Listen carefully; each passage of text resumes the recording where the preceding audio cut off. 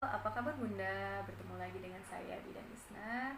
Semoga Bunda dan adik bayi selalu sehat ya. Di saat pandemi seperti ini tentulah berdampak pada pelayanan kesehatan ibu dan anak juga. Terkait beberapa wilayah yang menerapkan pembatasan sosial berskala besar. Tren kasus konfirmasi COVID-19 di Indonesia masih fluktuatif. Belum dapat dipastikan kapan pandemi dan PSBB ini akan berakhir. Lalu, bagaimana ya dampaknya terhadap pelayanan imunisasi? Dampak COVID-19 terjadi perubahan layanan imunisasi karena kebijakan pemerintah atau hal yang berkaitan dengan PSBB. Perubahan ini mengakibatkan cakupan imunisasi rutin lengkap menjadi rendah, sehingga kekebalan komunitas pun rendah. Kekebalan komunitas hanya bisa dicapai dengan cakupan imunisasi yang tinggi dan merata. Apa sih resikonya? Resikonya adalah KLB atau kejadian luar biasa. Gambaran yang terjadi karena cakupan imunisasi yang rendah sehingga tidak ada kekebalan komunitas mengingatkan kita akan wabah penyakit dahulu kala yang sangat mirip dengan situasi yang terjadi saat ini, seperti cacar, difteri, dan polio. Ingat kan, akhir tahun 2018 terjadi wabah difteri. Saat ini kita merasakan bagaimana situasi di mana belum ditemukan vaksin untuk penyakit berbahaya. Imunisasi tetap dilakukan sesuai jadwal atau penundaan sesuai anjuran dokter dan bidan. Jika ingin membawa anak ke fasilitas kesehatan untuk melakukan pelayanan imunisasi, diwajibkan untuk cuci tangan, memakai masker, dan menjaga jarak.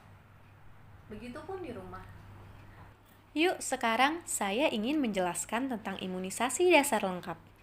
Imunisasi adalah suatu upaya untuk menimbulkan atau meningkatkan kekebalan seseorang secara aktif terhadap suatu penyakit, sehingga bila suatu saat terpejan dengan penyakit tersebut tidak akan sakit atau hanya mengalami sakit ringan saja. Ini menurut Kemenkes RI ya Bunda. Adapun menurut Ranu, yaitu imunisasi adalah cara untuk meningkatkan kekebalan seseorang terhadap suatu penyakit sehingga bila kelak terpejan pada penyakit tersebut, ia tidak menjadi sakit. Nah, kekebalan yang diperoleh dari imunisasi dapat berupa kekebalan pasif maupun aktif. Lalu kita lanjut ke macam-macam imunisasi ya Bunda. Yang pertama adalah imunisasi hepatitis B0. Imunisasi hepatitis B0 untuk mencegah hepatitis B dilakukan pada usia 0-7 hari. Nah, hepatitis B infeksi menular yang menyerang hati atau liver dan bisa berujung pada kanker hati atau sirosis. Setelah jadwal vaksin yang pertama, imunisasi hepatitis B juga harus diulang saat usia 2, 3, dan 4 bulan. Pengulangan imunisasi ini bertujuan untuk memperbaharui jangka waktu perlindungannya dan memperkuat sistem imun anak.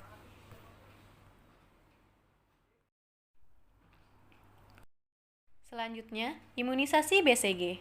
Imunisasi BCG adalah imunisasi untuk mencegah penyakit TBC. TBC adalah penyakit menular berbahaya yang menyerang saluran pernafasan dan mungkin menyebar ke bagian tubuh lainnya, sehingga butuh imunisasi. Berbeda dengan beberapa jenis imunisasi di atas, vaksin BCG cukup diberikan 1 kali pada usia 1 bulan. Sesuai dengan buku KIA, BCG masih diperbolehkan sampai usia 11 bulan. Namun, lebih baik tepat waktu ya Bunda. Setelah disuntik BCG akan menimbulkan bekas seperti bisul di lengan.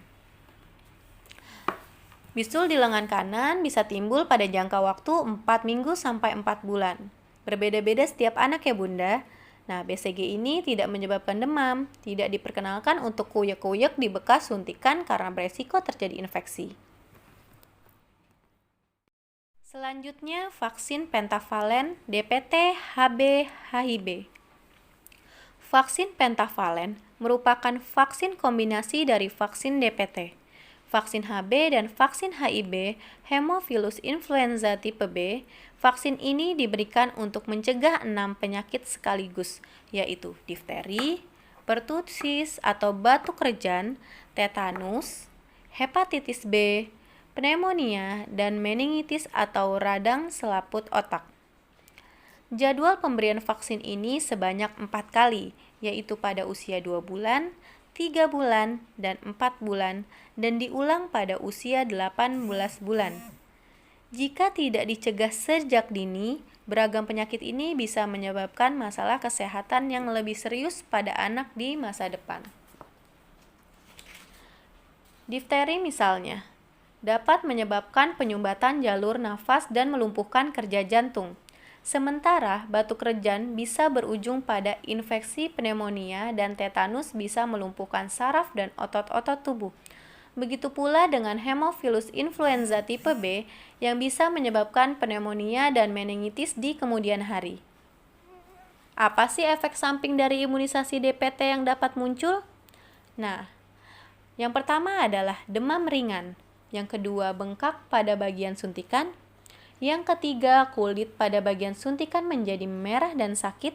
Yang keempat, anak terlihat lelah. Yang kelima, anak menjadi rewel.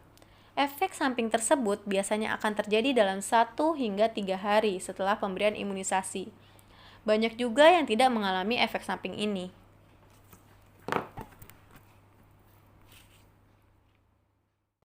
Selanjutnya, imunisasi polio. Imunisasi polio ada 2 jenis, yaitu vaksin polio oral atau oral polio vaksin atau OPV dan vaksin polio tidak aktif atau inactive polio vaksin atau IPV, dan pemberian OPV atau polio tetes yaitu dengan cara ditetes melalui mulut, sementara jenis IPV diberikan melalui suntikan di paha bagian luar.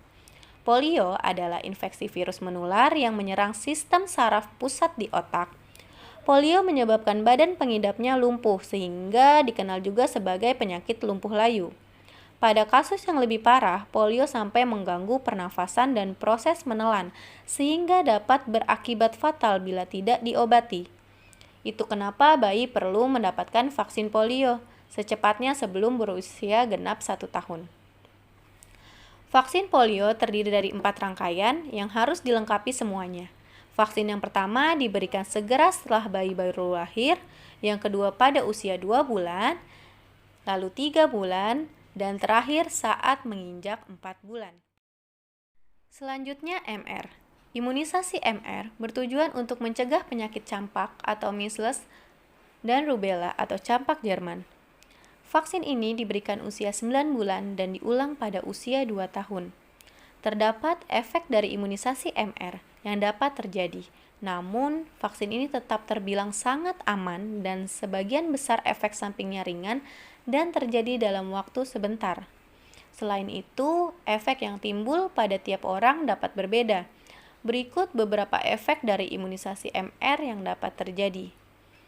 Sekitar 7 hingga 1 hari setelah vaksin MR dilakukan, beberapa anak mungkin akan mengalami campak dalam skala yang sangat ringan. Efek imunisasi MR lainnya yang dapat terjadi adalah ruam, suhu tubuh tinggi, kehilangan nafsu makan, dan perasaan tidak sehat yang terjadi selama 2 hingga 3 hari. Sekitar 3 hingga 4 minggu setelah disuntikan, kemungkinan sangat kecil akan menyebabkan anak mengalami gondong yang ringan.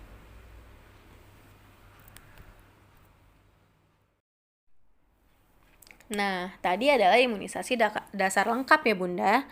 Adapun jenis imunisasi tambahan nih Bunda untuk bayi dan anak yang disarankan oleh Ikatan Dokter Anak Indonesia yaitu MMR atau Measles Mumps Rubella, yaitu vaksin yang bertujuan untuk mencegah campak, gondongan, dan rubella. Bedanya dengan yang disubsidi oleh pemerintah adalah tidak ada mumps-nya atau gondongan. Nah, lalu vaksin atau imunisasi tifoid. Vaksin tifoid bertujuan untuk mencegah infeksi bakteri Salmonella typhi yang merupakan penyebab penyakit tifus. Vaksin ini bisa diberikan saat anak berusia 24 bulan atau 2 tahun. Lalu ada vaksin rotavirus. Rotavirus adalah penyakit berbahaya untuk anak. Vaksin rotavirus berfungsi mencegah infeksi rotavirus yang bisa mengakibatkan diare kronis. Ada dua jenis vaksin rotavirus, yakni vaksin monovalen dan pentavalen. Kedua jenis vaksin tersebut bisa diberikan secara oral dengan jadwal pemberian yang berbeda.